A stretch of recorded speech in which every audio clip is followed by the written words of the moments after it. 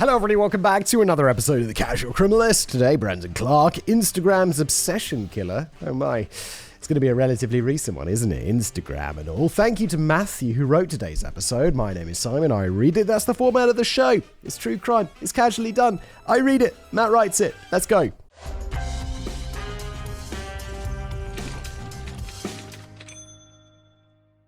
Fortunately, at least as far as I can tell, most viewers and listeners of The Casual Criminalist seem to be very nice people. I say this because, for one, I do read the comment section of my episodes in the days after their release, and the vast majority of you have nothing but nice things to say about the channel, my work, Simon's livery, etc. Except for that 0.1% who are listening to this in order to pick up tips for the crimes that they're going to be committing. Statistically, kind of a thing, probably. I'm looking at you, Peter. Likewise, my interactions across other social medias are usually pleasant as well. Even when someone does disagree with me about the particulars of a certain case, they do tend to be respectful enough to voice their concerns without going on a personal diatribe. To date, as far as I can recall, I've only received 2 pieces of legitimate hate mail, both of which stemmed from my script debunking Bill Clinton's body count for decoding the unknown, which isn't all that surprising. Yeah, because,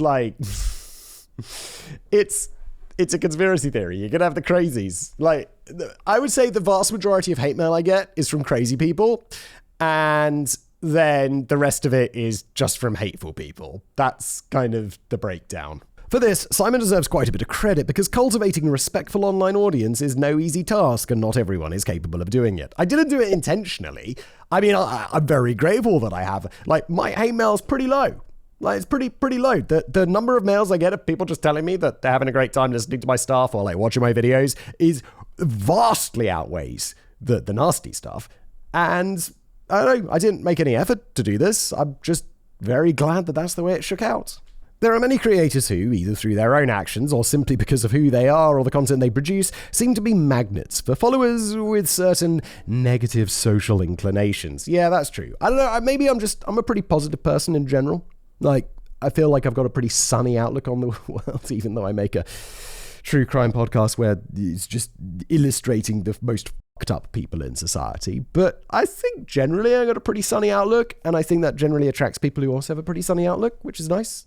Hello, my sunny outlook friends. Today's episode is brought to you by the fine people over at Gamersups who make an even finer beverage. I am definitely one of those people who drinks too much coffee, too much caffeine in my life. I'm not ashamed. I'm going to keep doing it because I like getting a little bit juiced up on caffeine, and I also like staying hydrated, and that's where Gamersups come into the picture. They make energy drinks, also non-caffeinated versions if you're just feeling like staying hydrated. This is the blue flavor, which means it's just kind of fruity and delicious. My favorite flavor is absolutely this dragon fruit punch right now. Loving that. Closely followed by Arctic Cooler, which is also very good. I'm running a little low on the dragon fruit. I need to get more of that. Let me reach out to Gamersups. And you know what I could do? I could get 10% off if I used my special code of gamersups.gg/TCC and enter the promo code TCC and you'll get 10% off. It's already a great deal because, I don't know, the price of energy drinks is insanely high, at least for ones that taste halfway good. And with Gamersups, it tastes amazing. You get 50 servings in one of these, and it's extremely reasonably priced, and you can get that 10% off as well. Gamersups.gg/TCC. Thank you to Gamersups, and now back to today's episode. Juice myself up for it. I mean, not really, because this advert's recorded at a different time, but you know what I mean. Get juiced up with Gamersups. They attract the type of fans who get their kicks from arguing, derailing conversation, stirring up drama, spreading misinformation, making inflammatory statements, and simply being a firm pain in the arse for no other reason than the lulz. I think another reason is I'm also fairly politically neutral. I don't, I just don't really see things as black and white. I feel everything is a spectrum. And, I mean, I have ways I would vote and things I would think about and all of this. But generally, I don't really see things as a black and white. So I don't tend to get a lot of, hate from anyone unless they're extremely radical and think my fairly centrist opinions are just crazy. Which is rare. Which is nice. For the most part, we refer to those people as trolls and their actions as trolling, and discount them as quickly as we recognize them. Don't feed the trolls, they say. However, in some rarer instances, those terms are far, far too soft, and discounting them becomes exceedingly difficult when their actions either border on or cross the line into criminality. Stalking, doxing, and swatting, these are just the first few more severe actions that come to mind, and in those cases, the term digital sadists and targeted online harassment would be far more apt. I don't think, maybe it depends on how you look at things, but I've definitely been harassed, and there's been times where it's been incredibly weird, but for the most part, not really. And also, I think it would take a lot for me to say that I'm truly being harassed. The psychology of why certain people are drawn to these behaviors is very fascinating, which is why researchers have poured a significant amount of time into understanding it, as well as identifying the people who are most likely to be their victims. For an example of the latter, in 2017, the Pew Research Center conducted a survey that revealed an estimated 41% of people have experienced online harassment at some point in their lives. However, those most likely to be harassed, or at least consider themselves harassed, tend to be younger, female, and more involved with online communities overwhelmingly dominated by young men. Unfortunately, this is all relevant to the tragedy that we'll be discussing throughout the next 20 pages. Yeah, this doesn't surprise me in any way whatsoever. Like, a group of dudes being dudes in a video game or whatever, and I can imagine that they would be pretty unpleasant. On today's episode, a lonely and troubled 17-year-old girl who sought acceptance online became an up-and-coming influencer shortly before one of her followers decided to end her life in a very brutal and very public fashion because he felt disrespected after she rejected him romantically. Oh my god, you incel, get over yourself. However, as bad as that already is, her death is only part of the story. The rest involves what happened to this girl's loved ones directly after her murder, when incel fans of her killer popped up online and began spamming them with extremely graphic photos of her butchered body. Are you f***ing shitting me? That is the most depraved, disturbed shit that I've ever heard. That's f***ed up. How do I not? I've never heard of this, and that is disgusting. This is the tragic story of the life of Bianca Devins and how her death was exploited by people whose sole mission was to inflict misery for misery's sake. Just let me apologize. My voice is raw today because I am getting over a bug. I'm still not feeling 100%, but I got videos to make, my guys. Bianca. Bianca Michelle Devins was born on October 2nd, 2001, in Utica, New York, and by most accounts, the first few years of her life were fairly typical, although there were some problems behind the scenes that few people knew about. We'll discuss those problems and talk about where things started going off the rails for her in just a moment, after we establish the backdrop where this tragedy would eventually unfold, Utica itself. Like many post-industrial cities in America's Rust Belt, Utica has an unfortunately familiar story. While it was once a thriving manufacturing hub in the mid-20th century, the city saw its fortunes change around the 50s as companies began outsourcing jobs overseas in an effort to lower costs and circumvent unions. At its population peak in the 1930s, it had approximately 101,000 citizens, but from 1960 to 2000, around 40% of that population disappeared as jobs in the textile industry evaporated. This caused many of the remaining residents to suffer economically for decades, and the population never rebounded. As of 2022, there are still only around 65,000 citizens. Still, despite this turbulence, many locals now say the area remains a pleasant place to live. Its cost of living is one of the cheapest in New York State, making it a very attractive place for both young people and retirees alike. The demographics now reflect this, giving the area a small town feel, despite it being the 10th largest city in New York. The food is also quite good, I hear, and residents who post on Reddit say there's always something to do in the area on weekends. Plus, for those younger people who might still be itching for any number of big city experiences, New York City is just a 4-hour drive away, making weekend trips for any number of events highly seductive. I'm such a European. I'm like, 4 hours drive for a weekend trip. Are you crazy? But that's such a European way of thinking. In the early 2000s, this is where Bianca's mother, Kim, chose to raise her daughter after becoming pregnant at only 17 after attending an NSYNC concert with her then boyfriend, Mike. 2 years later, the pair then gave... Wait, are we specifically learning that she got pregnant at an NSYNC concert? Why do we have that such a specific detail? I don't need to know that. 2 years later, the pair then gave birth to a second daughter, Olivia, and attempted to provide a solid start for both. To most, their efforts appeared to be paying off as both girls seemed happy and healthy. Bianca was reportedly a social butterfly who had many interests and shared those interests with anyone who would listen. However, as I alluded to earlier, something changed at some point along the way. Before Bianca had even entered middle school, Kim began to take note of some very serious red flags about her daughter's behavior. The first began to manifest when Bianca was around 9 years old, the age when most pre-adolescents begin displaying and verbalizing their first desires for real independence. It's when they start seeking to partake in social activities with friends, ones not arranged by their parents, as well as join clubs, try out for sports teams, and choose to build their own friendship groups. It is also when they become interested in self-expression by wanting to choose the clothes they wear, the music they listen to, the way they style their hair, and so on. Overall, it's a very large step for them, as well as their parents, many of which do not wish to see their children grow up so quickly. However, Bianca's mother had the exact opposite problem. Instead of crossing any of the aforementioned social milestones, Bianca began to retreat from the world. Suddenly, she told Kim that she didn't want to go outside, didn't want to make new friends, and didn't even want to go to school. This worried Kim, and she only grew more concerned when Bianca began cutting off the few friends she already had because of severe social anxiety. Instead of flourishing, it seemed that her daughter was withering on the vine. One possible reason for this was Kim and Mike's increasingly hostile relationship. While they had been together for almost a decade by this point, it had become fairly obvious they shouldn't have. According to friends, family, and Kim herself, Mike was emotionally abusive toward Kim in the later years of their relationship, leading to multiple domestic violence incidents where the Utica County Police were called to their home. Because young Bianca didn't want to see her mother abused, she began standing up for her, and this drew Mike's ire. Oh wow, this is... didn't we say this family was a relatively normal upbringing? This does not sound normal. This sounds really bad. Before long, he was being emotionally abusive towards her as well, but Bianca didn't back down. She stood her ground and shouted right back at him whenever he targeted either Kim or Olivia. At only 9 years old, Bianca had become their protector, which obviously isn't ideal for a literal child. No wonder she's slightly screwed up.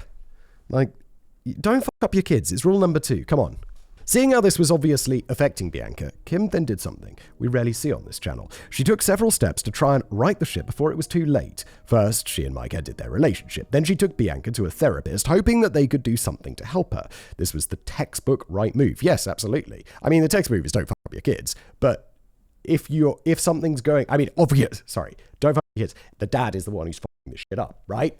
And the mum seems to be doing the exact right move, and that is get out of that relationship, because no relationship is better than a super fucked up relationship, and get your kid to therapy. Brilliant move. Excellent. Textbook good stuff.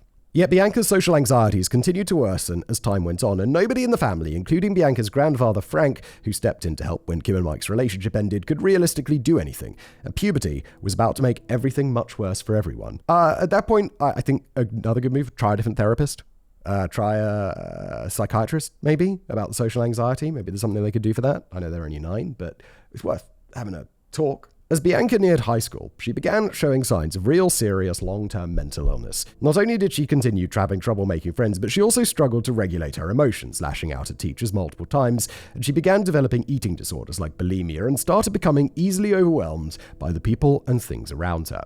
That last issue was caused by several sensory issues that left her feeling unusually uncomfortable in loud or confined spaces, such as a classroom. She also reportedly suffered from borderline personality disorder, or BPD, which can manifest itself in many different ways and be a lifelong struggle for those affected, although she would not receive an official diagnosis for several years. As a result, Bianca became known as an outcast at her school, and her peers bullied her relentlessly. The few people she talked to on a daily basis were considered outcasts as well, and their friendships were reportedly not very strong.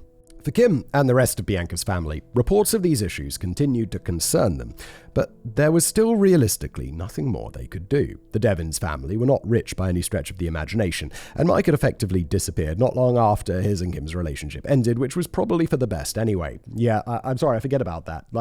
I say, why aren't you seeing a psychiatrist? And it's because this is America. Psychiatrists are very expensive. However, this too seemed to bother Bianca, as although she was happy her father was no longer causing problems in their home, she didn't want him to disappear entirely like he had. His abrupt departure left her feeling abandoned and more alone than she ever had before. Gosh, I wonder why she's got BPD. Optimistically, everyone hoped that Bianca's troubles were all just a phase that she would grow out of once she fell into a friendship group in high school and discovered herself, which wasn't an unreasonable assumption to make.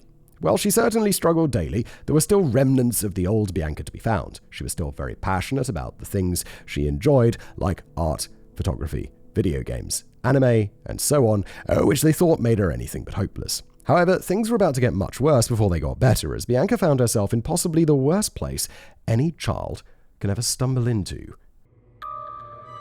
4chan.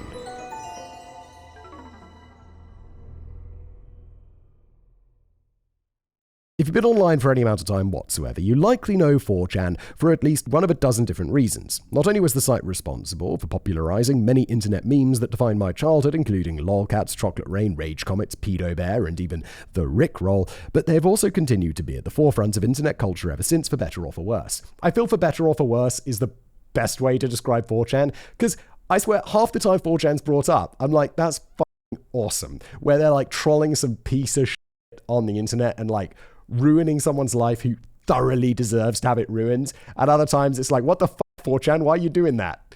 It's for better or for worse is such a good way to describe that. In recent years, they've also been the origin of the primary drivers behind popular conspiracy theories like QAnon, Epstein didn't kill himself, Pizzagate, the Parkland shooting, and so much more. Epstein didn't kill himself? Does that really belong in there with QAnon, Pizzagate, and the Parkland shooting conspiracies? That's the one that is like, really? It's suspicious, isn't it? Like the Pizzagate stuff and QAnon is just ridiculous. However, there's something else very important that you should know about the site as it relates to this episode. It is a total sausage fest. According to best estimates, which can only be trusted so far because the site's users are largely anonymous, over 70% of its user base is male, and the vast majority of posters, the people actually interacting with one another, are either male or presenting themselves as male in order to avoid being ceaselessly harassed. This is because the website also famously has a reputation for being more than a little misogynistic, to the point that even revealing you are a woman will almost certainly open you up to all manner of internet degeneracy, everything from unsolicited dick pics to casual yet concerning death threats. Now, this is all bad enough for adult women who can simply log off and return to their normal lives once the bullying becomes too much to handle. But for young girls who may not be wise enough to walk away, being exposed to such a toxic environment can be devastating for their mental health. Bianca began regularly visiting 4chan when she was around 13, and she revealed she was a girl by posting pictures of herself not long after. The harassment started immediately. In general, young girls on 4chan tend to attract two types of people: sadists and P-words. Sadists, unfortunately, come in many different forms, but usually have one main goal: to inflict emotional, psychological, and even physical damage to a person if possible. In Bianca's case, after she started posting sometime around 2014, these people latched onto her and began doing everything in their power to drag her down. They critiqued her appearance, pointed out her numerous flaws, called her terrible names, repeatedly suggested that she should harm herself, and so on. This was how the vast majority of Bianca's interactions on the site went, but because she was so starved for friendship in real life, even this negative attention was preferable to being invisible, which is how she often felt. So even though it was agonizing for her, she began spending more and more time on the site's various message boards, and because she was so young and impressionable, took their comments to heart. Over time, she began to accept that she was ugly and stupid and a attention seeker and everything else that they accused her of being. Unbeknownst to Kim, 4chan and its users were likely the biggest reasons why our family's efforts to help were in vain. These people, which I consider to be the scum of the internet, did untold damage to her still developing psyche. However, the other group, the P-words, did even worse. Yeah, I mean, these people are real pieces of shit. Like, this kind of bullying, they're real pieces of shit. But you know who's a worse piece of shit? Yes, you do. At the same time that those anonymous accounts were tearing Bianca down, she began attracting the attention of people who showered her with praise, told her to ignore the negative comments, and pushed her to keep posting pictures of herself. Many acted as white knights rushing to her rescue and were bullied alongside her because of it, but that didn't matter to them in the slightest. They were getting exactly what they wanted from the interactions: Bianca's attention.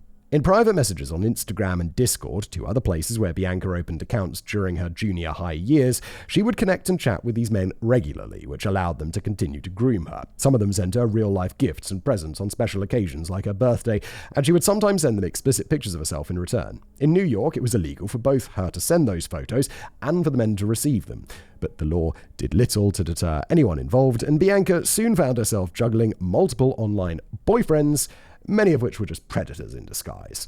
Unfortunately, while most of the people in Bianca's life knew about her various online accounts, they didn't know about the predators. They were simply glad to see her interacting with people because in real life, she continued to struggle. The internet seemed like a good outlet, especially as her follower account grew. By the time she was 16, she'd slowly attracted between 2,000 and 3,000 Instagram followers, all of which tuned in to see her post videos and selfies of herself wearing various styles while talking about her life. Sometimes her hair was bright pink, other times it was dark black. It changed often, as did her personality. By high school, it was clear that Bianca was suffering from identity issues, as she was known to make up lies about herself for seemingly no reason. At one point, because she was obsessed with anime, she began telling people in her class that she was Asian. Later, she claimed to have been Jewish, which wasn't true either. She also faked diagnoses for both autism and schizophrenia at different times and to different people.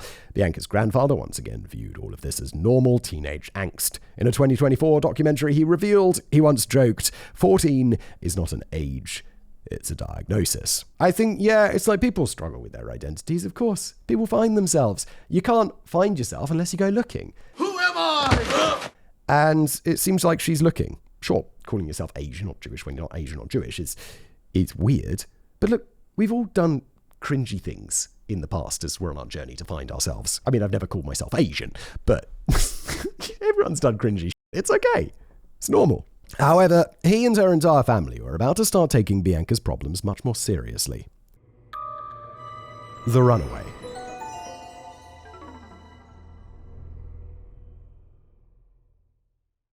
One of the people Bianca became involved with during her time online was an 18-year-old from New York City who went by the handle John23 on Instagram. Appropriately, his real-life name was John, and Bianca was attracted to him because, in Kim's word, he was a wild card. But that quote doesn't exactly capture how infatuated Bianca had become with him by the time she was 16. 18 to 16 is, I don't know, what are the laws around that? I think in America it's very clearly like, over 18, below 18, not okay. But 18 and a 16-year-old, it's not crazy. It's not super weird.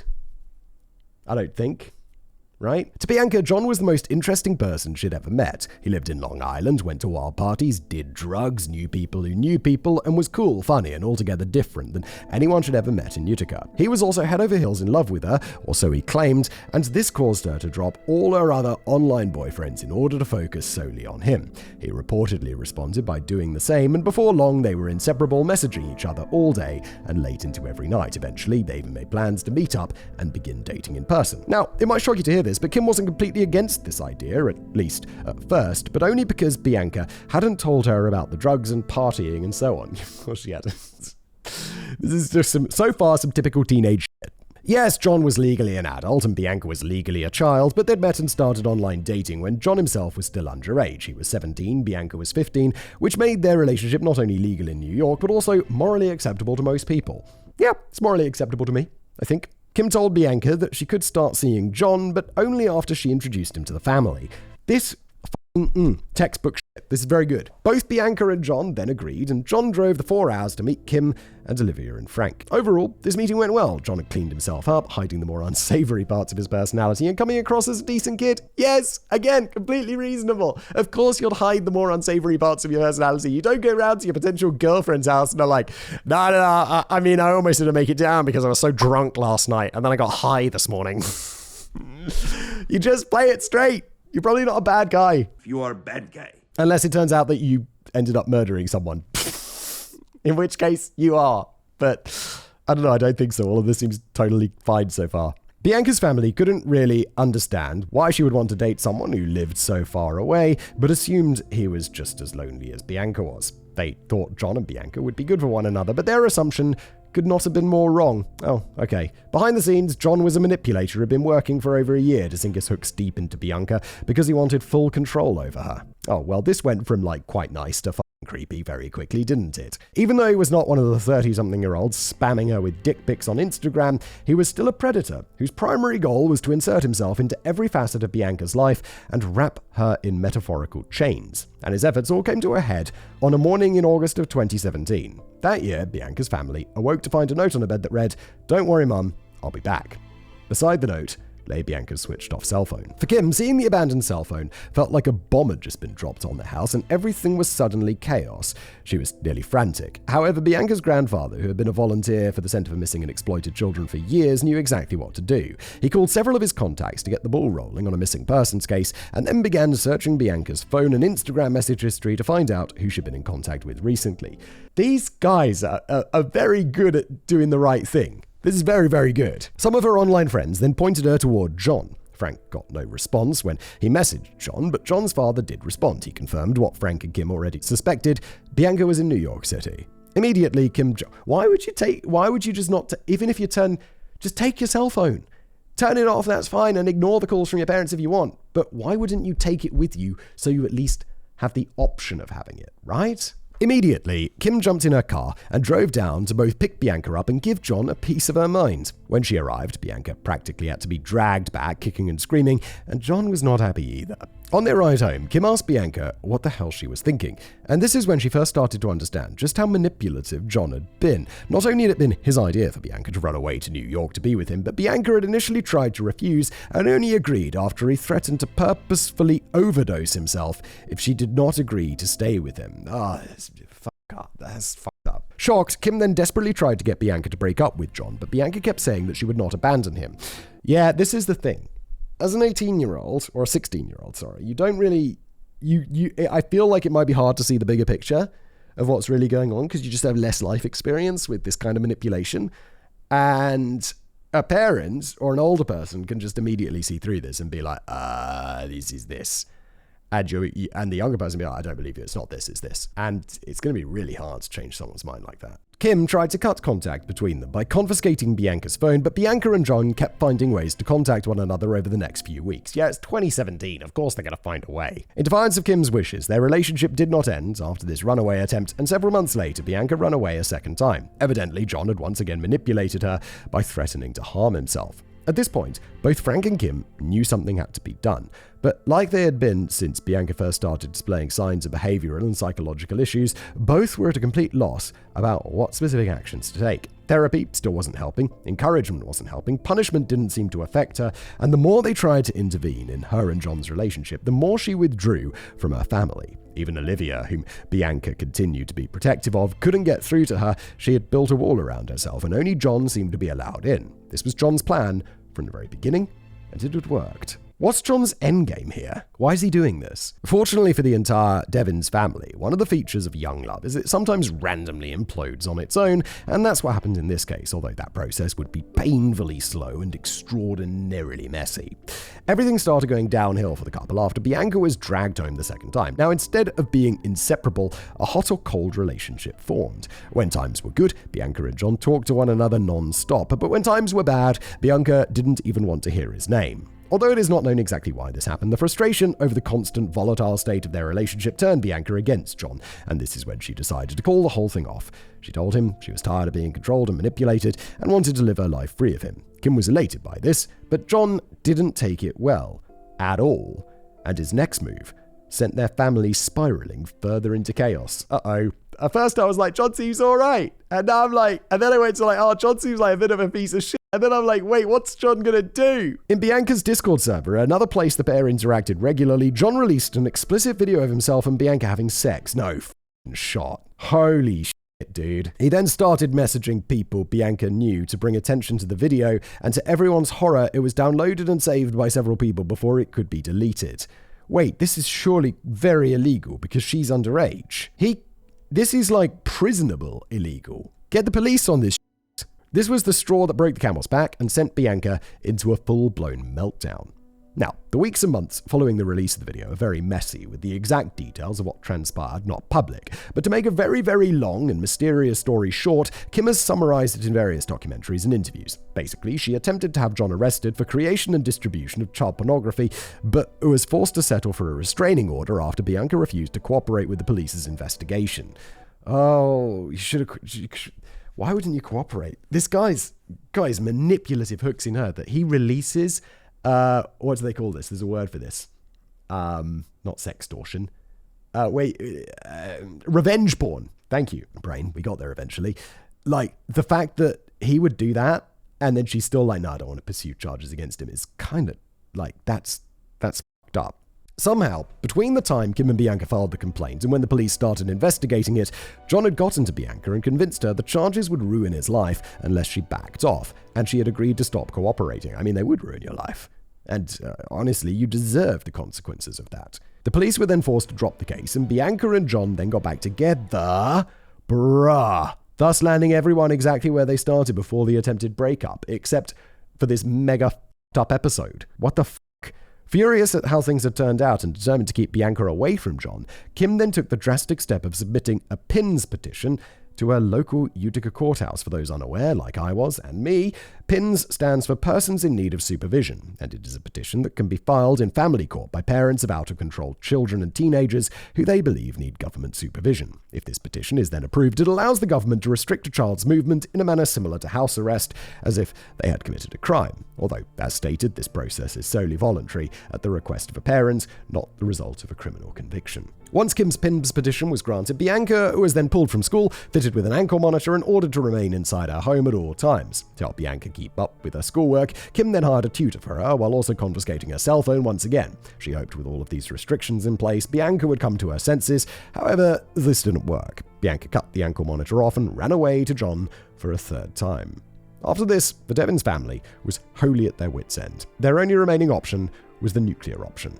At age 17, they had Bianca admitted into a mental health facility in Albany in order to protect her from herself. She then spent nearly 4 months being treated there, and this surprisingly worked really well. I mean, surprisingly, I'm not sure if it is so surprising. She's clearly got a mental health condition of some variety, and the fact that she goes to a mental hospital to be treated for it seems like, yeah, that could be. I know BPD is not particularly treatable, but there's a lot going on with her, so maybe something can help. Being separated from both John and the internet, Bianca was able to get control of herself for the first time since her childhood.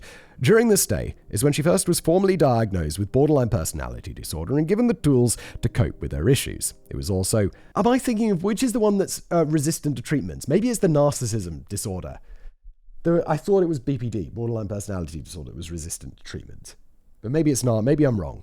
Maybe it's narcissism. It was also when she reportedly met many other disadvantaged teens and realized, to put it bluntly, her life wasn't so bad. Yes, her father had been a disappointment, and the internet can be unbelievably cruel, but she had a mother, a sister, a grandfather, and many cousins who all loved her. Realizing this was reportedly what provided the first step in her miraculous recovery. Again, is it super miraculous? I think it's just pretty good. I think this is good stuff. When Bianca was released, her family says that she was like a different person, or more accurately, she was her old self again. The teen who had caused them all that heartache over the past few years was now gone, replaced by a grown-up version of the little toddler they'd all once doted on. Instead of doom and gloom, she was radiant, smiling, giving hugs and kisses all around, crying in her mother's arms, apologizing for her past behavior.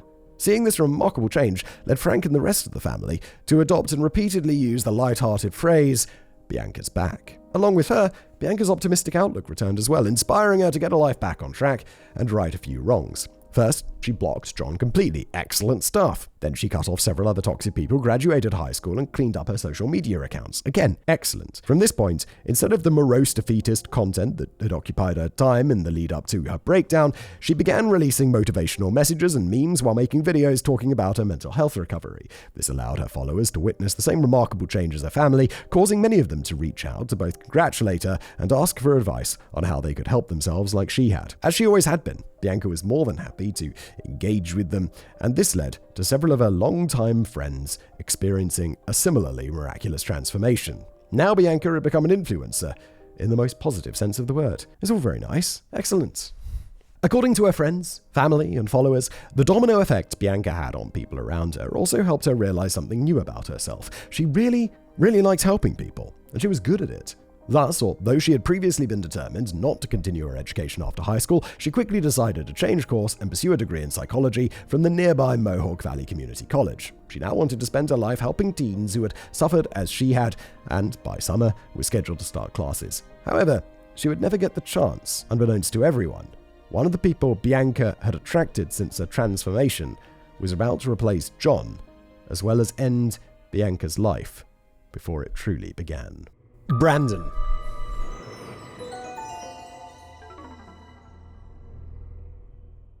The first time Kim Devins heard the name Brandon Clark was in the spring of 2019 when Bianca came to her and said that she had met a new online friend who she wanted to hang out with in real life. For quick context, spring 2019 was between the time Bianca had been released from hospital and when she'd graduated from high school. This was the period when her social media was in the process of being revamped and she was being inundated with messages from her followers. Brandon was one of those followers. On Instagram, he went by the handle Yes Juliet and often posted selfies of himself wearing the same edgy teenage fashion that Bianca had worn at different times through her teenage years, although he had a significantly smaller following consisting mostly of friends and relatives. In some of his pictures, he could be seen with jet black hair, snake bite piercings. I don't know what that is. And wearing a metal t-shirt. However, his real-life appearance was more reserved. He was skinny, had a pencil-thin mustache and a soul patch, and often wore a baseball cap to hide the fact that it had begun prematurely balding. Not that there's anything to be ashamed of. How old did we say he was? I don't know if we have an age on him yet. I was balding fairly prematurely. It was like 25 was when I shaved my head and was like, oh, embrace it. It's happening. As Kim understands it, Brandon had followed Bianca's account because he thought she was friendly and beautiful, and he wanted to get to know her. Their interactions had then quickly blossomed into a friendship over the subsequent weeks. Having flashbacks of John, Kim was understandably nervous about the idea of another one of Bianca's online friendships expanding into the real world, but she made a serious effort to be not overly judgmental about a stranger with whom she'd never interacted. Just because it's also 2019. I think people fairly regularly met each other on the internet in 2019, right? For sure. Just because one experience had turned out poorly didn't mean that this one would. Plus, Kim knew her daughter was not the same person she had been 2 years earlier when John had wormed his way into their lives. In every way, she was now more confident, more outgoing, and seemed to have become a much better judge of character. So after some convincing, Kim agreed to sit down and meet with Brandon. And this is when Bianca's future killer walked into the Devins' home for the first time. At their initial meeting, Brandon got along well with everyone, introducing himself. He said he was 19 years old, had grown up 45 minutes away in Syracuse, New York, his entire life, and was then working as a Lyft driver after graduating from high school. He had an older brother who was in the military, and he was considering starting college soon. Matt writes here that he said he was 19, which makes me think he was older. But let's see. In response, Kim smiled, offered her pleasantries, and that was that. After just a short introduction, she had already decided Brandon wasn't a threat because, silently, she regarded him as wholly unremarkable. If anything, she thought he was quiet and reserved, a bit of a burnout, a loser, a loner, a type of person that Bianca tended to attract at school, therefore there was no cause for worry. Unfortunately, what Kim didn't know was that, like John, Brandon had lied about a few of the smaller details. First, while he was a Lyft driver, Brandon was not 19, as he claimed. For those unaware, you cannot even sign up to be a Lyft driver until you're 21, which was Brandon's real age, making him nearly 5 years older than her when they first met. Yeah, 16 to 21? That's weird. Second, Brandon was not considering going to college. He had already been there and dropped out after a single semester. Third, he had presented Kim and the Devins family with a highly sanitized version of his home life while failing to mention that he was a heavy drinker and drug user. In this instance, drugs certainly meant marijuana, but may have also extended to harder substances, reports vary. Either way, because Brandon's deceptive, best-foot-forward introduction to the family had been satisfactory, he and Bianca were allowed to go out together that night. But because there wasn't much to do on a random weeknight in Utica, they simply visited the nearby park to sit on the swings and talk. That's all. It was altogether very innocent, but it was also enough for Bianca to confirm that she liked Brandon well enough in person. After this, he began making regular appearances around the Devins' home. This did more to put Kim's mind at ease, as he seemed even interested in getting to know the rest of them as well. Unlike some of Bianca's friends who would walk past her without saying a word, Brandon talked to Kim whenever he came over and even occasionally played Minecraft with Olivia. At this point, they began regarding him as a new family friend as opposed to just Bianca's friend. However, Kim did worry about one small detail. As Brandon continued to be very present in their lives over the next few weeks, Kim asked her daughter if she and Brandon were dating or if they were just friends, and that's when Bianca made it very clear that while she liked him as a friend, she did not view him as a potential romantic partner. What was his name? Brandon is not feeling the same way, Bianca. He was nice, but the chemistry simply wasn't there. Now, this is important to note because much of the early reporting around this case refers to Brandon as Bianca's boyfriend, but Kim says that this was never the case. Another thing Bianca told Kim was both John and her depression had taken so much away from her teenage years that she needed to remain single for a while to experience life as an adult without a boyfriend looking over her shoulder. Bianca said she didn't think Brandon would try to control her the way John had if they did eventually decide to date, but she still didn't like the idea of being saddled into a semi-long-distance relationship with her during her first semester at MVCC, which is more than fair in my opinion. To Kim, this decision to focus on herself further proved just how much Bianca had grown up in the past few months, but there were a few instances that made her question if Brandon was getting the message. For example, in June, Bianca invited Brandon to her high school graduation, at which time the Devins family witnessed what they would say was a major red flag. To her high school peers, Brandon introduced himself as Bianca's boyfriend, to which Bianca rolled her eyes, gave a soft smile, and corrected him, saying they were just friends. Is that also a red flag? Crimson. Because neither Brandon nor Bianca seemed bothered by this awkward interaction, Kim initially wrote it off without much concern. Yeah, you could write, it could be weird, or it could just be, oh, it's like an in-joke. I mean, it's hard to see that now because you know what happens. But, nah, it's just mostly weird, isn't it? This was, she would later say, a massive mistake. Although he hit it well, Brandon was boiling on the inside. That's okay that you missed this, totally. Like, without 2020 hindsight, it's not unreasonable. The concert.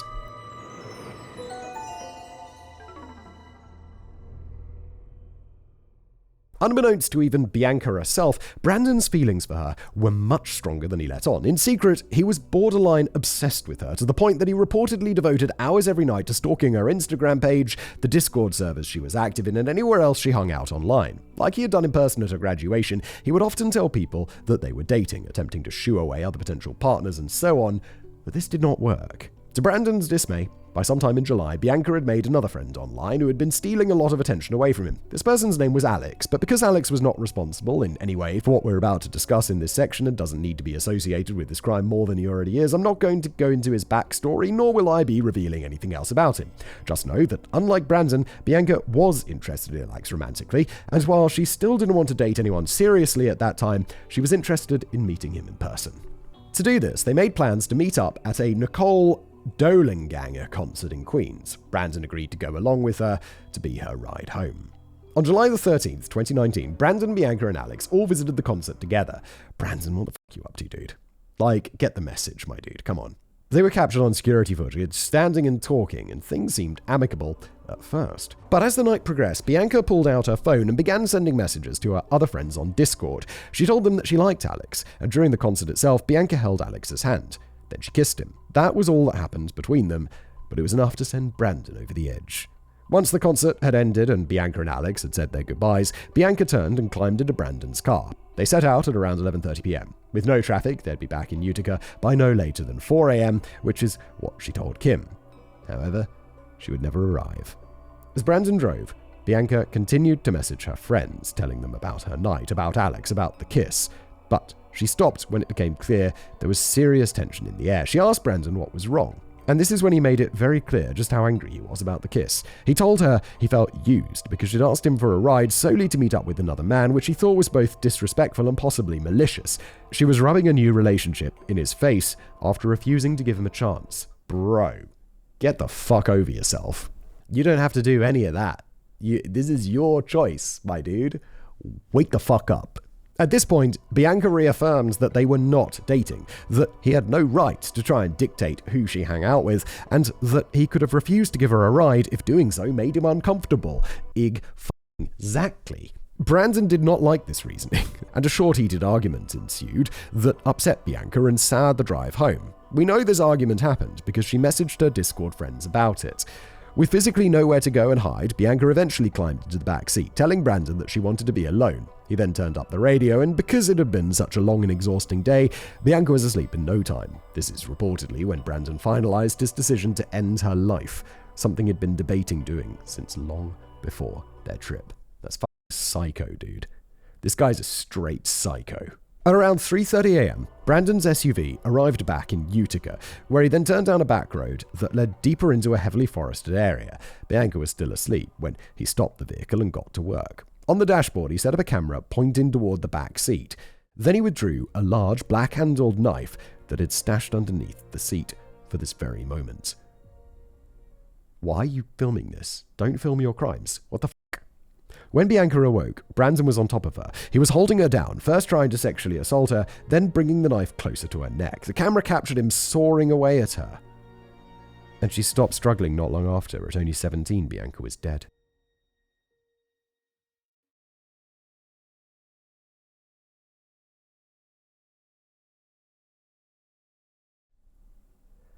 This murder, as tragic as it was, would have certainly been enough to get some amount of local media coverage, but what Brandon did next turned it into a national news story. Determined to show the world what he had done, he posed her body, pulled out his phone, and began taking pictures, dozens of pictures. Then he climbed back into the driver's seat and began posting them to his social media accounts. What the fuck is going on? One of the photos showed Bianca sitting upright. She was covered in blood, and her head was nearly decapitated. It's a photo that is so graphic it almost doesn't look real. Your mind wants to believe it's some sort of Hollywood special effect, but it isn't. Brandon captioned this photo, "Sorry, you're going to have to find someone else to orbit." Note, in this case, orbit is a reference to the term beta orbiters, which is a 4chan slang meaning beta men who hang around their female friends in hopes of someday sleeping with them. Classy. After that, Brandon dragged Bianca from the car and laid her on the ground. He then retrieved a green tarp from his trunk, covered her with it, and took and released another photo. In this one, Bianca's body could be seen wrapped in that tarp, her hair sticking out of the side. In the foreground, Brandon's outstretched hand presented a bloody knife. It was captioned, "I'm sorry, Bianca."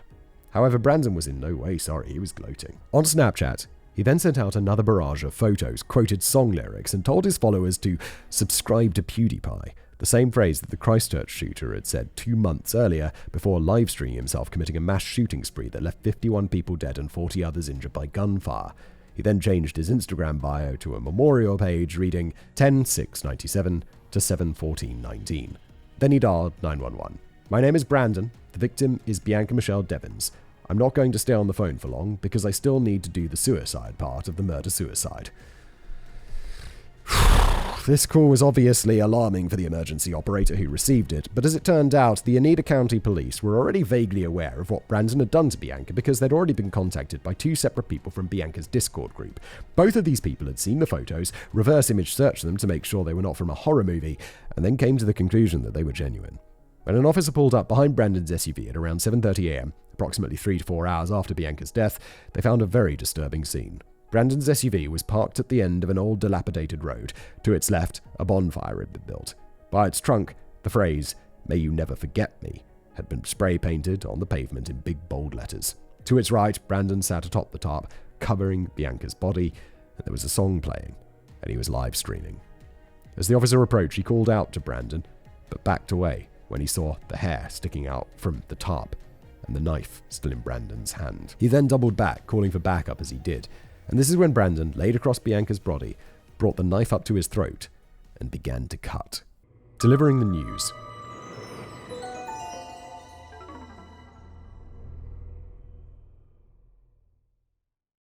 Knowing what I know now about this case, about how pathetic Brandon's actions and motivations were, the more cynical part of me desperately wishes that the officers had allowed Brandon to bleed out on the pavement that day. Oh no, he doesn't die? Ah, fuck. But as their oath to protect required, they did not. When backup arrived, they wrestled the knife from him, pinned him down, and began applying pressure to his wound. This successfully stopped the bleeding, but only because the cuts Brandon had inflicted on himself were shallower than intended. He had also completely missed the carotid artery, which he had been aiming for. Still, he was obviously in critical condition, so a fire crew was called to the scene to usher him to the nearby St. Elizabeth Hospital. Where he died, please? As this was happening, 2 officers arrived outside the Devins' home across town, where Kim was still asleep. Because no one had been expecting Bianca home until around 4 or 5 a.m., she had gone to bed without waiting up and had to be roused by Olivia. She came to the door groggy and asked if she knew where Bianca was. Kim said she didn't, so the officers asked her to call her cell phone. When Bianca didn't answer, Kim began to worry. They then sat her down and told her to stand by for a moment while they waited for word from their supervisor. At this point, they were all trying to confirm that the body they had discovered at the scene was Bianca's and didn't want to deliver the news without being absolutely certain. Immediately, Kim called Frank, who rushed over. Based on what Kim had told him on the phone, he first assumed Bianca had run away again. He was disappointed because he thought she had been making so much progress and was considering what steps to take next, but he realized the situation was much more serious when he saw the two officers milling about on the home's front lawn. He then knew that she was either injured or dead. As Frank talked to the men, he got his confirmation when a text message containing a picture of Bianca's body was delivered to his phone. It had been sent to him by a concerned family member / friend of the family who was unsure if the photo was genuine or some sort of misguided prank by Bianca. Frank showed the officers, confirming it was her. As Kim was learning the heartbreaking news, Brandon was undergoing emergency surgery, which he survived. Doctors then placed him in the ICU, and the next day he was formally charged with Bianca's murder. Digital sadists.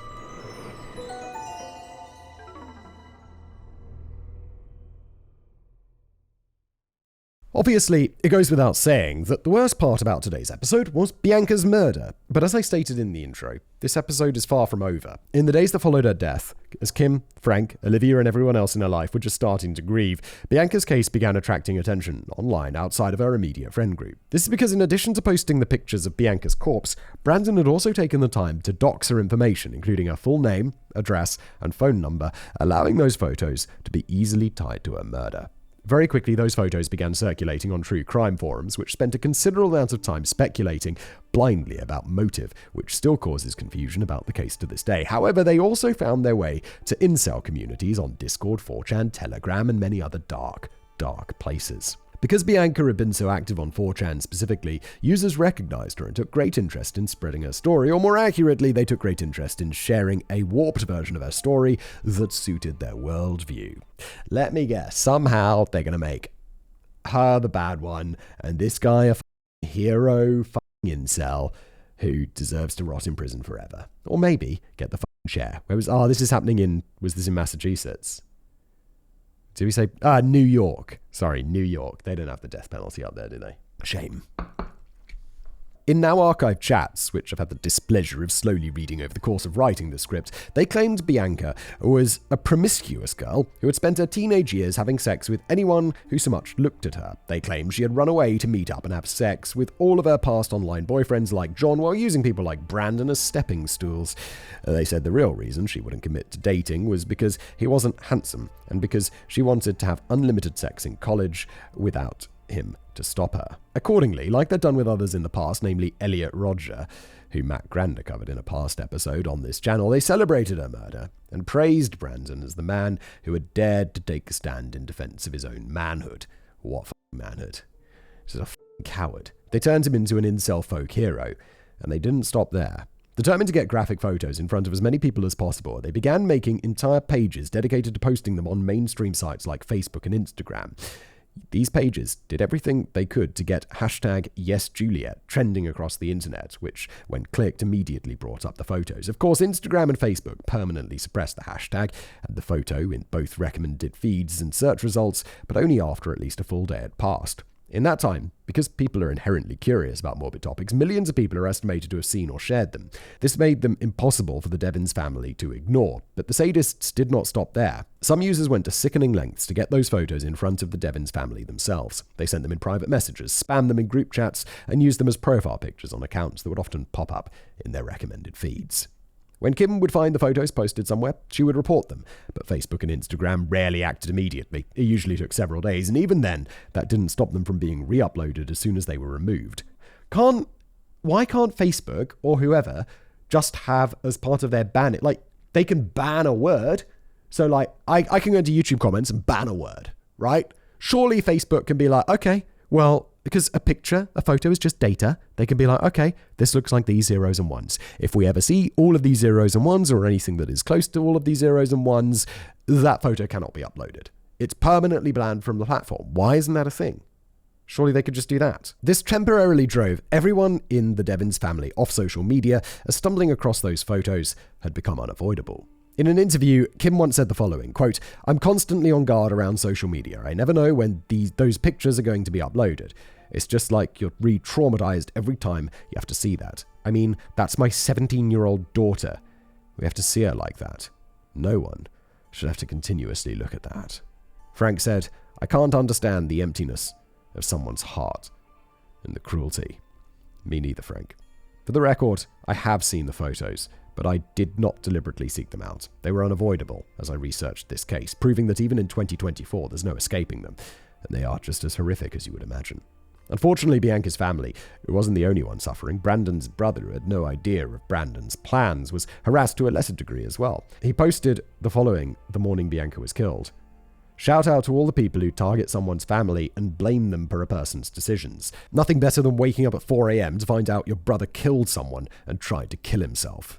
For Brandon's brother, I have sympathy, but I do not offer that same sympathy to some of the other members of his family. Like father, like son.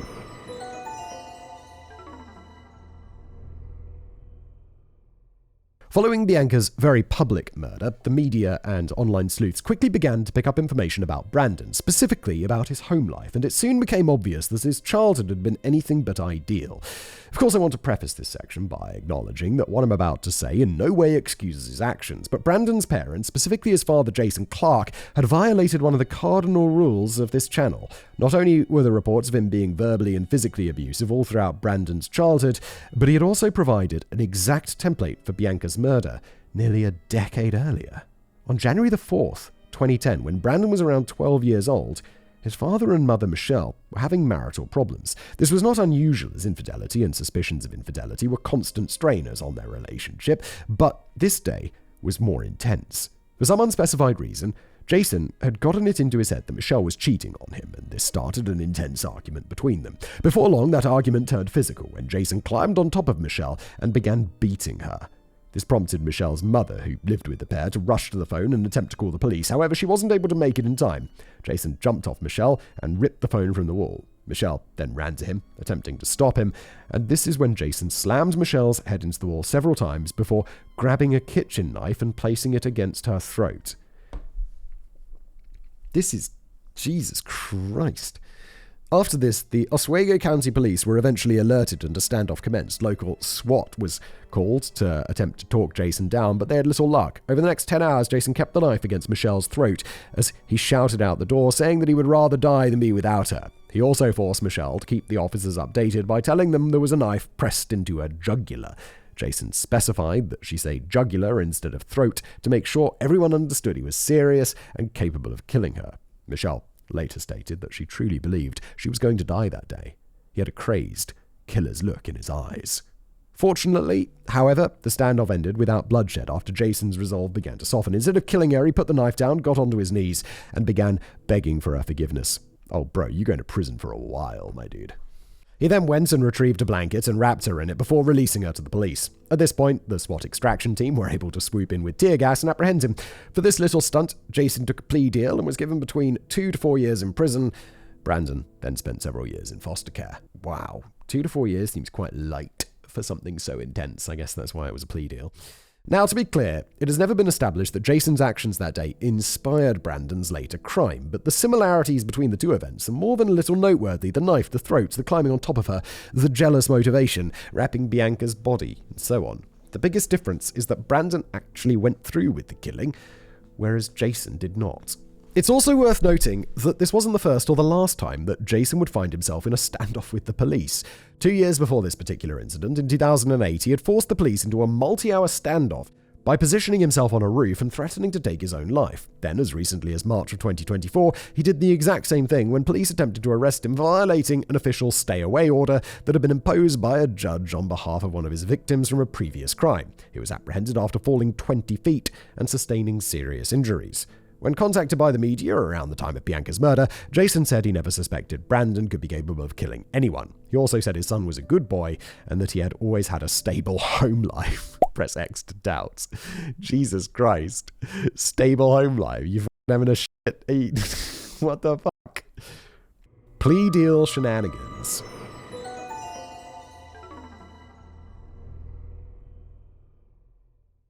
Initially, when Brandon first awoke and realized his attempted suicide had failed and he would be facing charges for Bianca's murder, he and his public defender stated they were going to fight the charges. Somehow, perhaps they planned to put up an insanity defense and say that he was out of his mind during the attack or something along those lines, but that possibility flew out of the window when the prosecution got their hands on some very damning evidence proving the contrary. First, a search of Brandon's personal computer revealed evidence of premeditation. He had Googled how to find and cut the carotid artery days before the concert. Second, while in jail, he wrote several letters to friends that outlined his motive. He couldn't imagine allowing her to be with someone else. These letters were later turned over to authorities, where they saw he had gone into great detail about what it felt like to take a life. It was obvious he was completely unrepentant. Bro's writing down his crimes. It's rule number 1, dude. What the fuck? So in February 2020, instead of fighting the charges, Brandon agreed to take a plea deal in order to, in his words, not put Bianca's family through the pain of a trial. Oh no, so painful. Seeing you get sentenced to jail forever. So painful. Douchebag. Although I seriously doubt his motives were anywhere near that altruistic, he likely saw the writing on the wall, and that's why he accepted a deal for New York's legal maximum of 25 years to life. The plea deal is 25 to life. Let's hope it's life, my dude. I want you to die in prison. I'd like you to just die, to be honest. You're goddamn right. However, even then, Brandon wasn't done being an attention seeker. While awaiting sentencing from an Utica County judge, Michael Dwyer, he changed his mind and attempted to have the plea deal thrown out. At this point, newspapers report he claimed his attorney had coerced him into accepting the deal against his wishes, and he wanted to take the case to trial after all. Like the first, it's unclear what the real motivation for this change of heart was, but the judge was not amused. Neither were the prosecutors, Bianca's family, or his own attorney. Brandon's motion to rescind the deal was eventually denied, thus ensuring that he would be bound by the agreement. He was also reassigned to another public defender for the remainder of his court appearances. When his sentencing finally rolled around after multiple pandemic-related delays, the Devins family came forward to make their voices heard. Olivia spoke about the impact Bianca's death had had on her. She said online trolls continued to harass her to that day, and she was afraid to meet up or hang out with new people because they could turn out to be like Brandon, and that she couldn't go to her favorite places around Utica anymore because they brought back memories of her and Bianca visiting them together. She also reminded the court of just how young Bianca had been at the time of her death. Quote, "I am now 17 years old. My life has just begun, but this is when Bianca's was taken." Her mother lamented how, though Bianca had struggled with her mental health, she had promised to never take her own life and leave her grieving. Kim believes Bianca would have kept her promise, but Brandon had taken her away from her family anyway. She also said, "With the death of your child comes the most unimaginable, indescribable pain. It's a pain that time cannot heal and only seems to worsen. Life without Bianca will never be the same. Our family will never again be complete." When it was time for Brandon to make his statement, as was his right by law, Judge Dwyer grilled him about why he had really tried to withdraw his plea deal. Brandon then blamed it on generic mental health issues and stated that he was ready to take full responsibility for his actions at that time. The judge accepted his answer and handed him down his agreed-upon sentence, 25 to life. Right to jail, right away. For those attempting to do the math at home, that means that Brandon will be eligible for parole as early as 2044. However, Olivia, Kim, Frank, 3 generations, have all made it very clear that they intend to spend the rest of their time on Earth petitioning the parole board to keep him locked away for life. Yes, where he belongs! In prison forever! The only other place he belonged is in the chair, strapped to the chair, in the... Bianca's Law.